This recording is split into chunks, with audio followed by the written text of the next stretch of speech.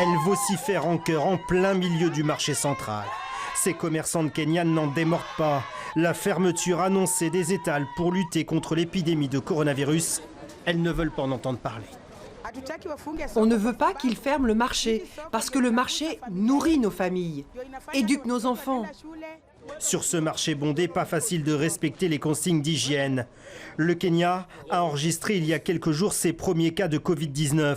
Les autorités ont donc pris des mesures de restriction drastiques. Fermeture des écoles, des universités, encouragement au télétravail. L'Afrique reste un des continents les moins touchés par le Covid-19. Les pays agissent pour le moment en ordre dispersé face à l'épidémie.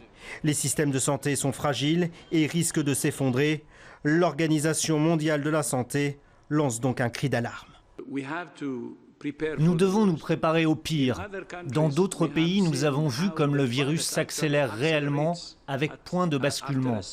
Le meilleur conseil à donner à l'Afrique est donc de se préparer au pire.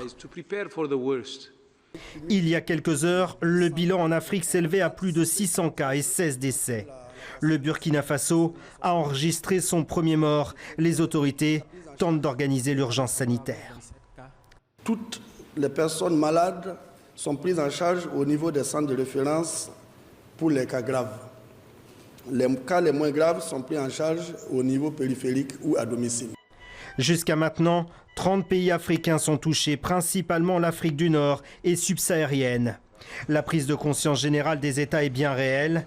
Les autorités religieuses musulmanes ou chrétiennes de plusieurs pays, au Sénégal, au Burkina Faso et en Côte d'Ivoire, ont par exemple annoncé la suspension des cultes.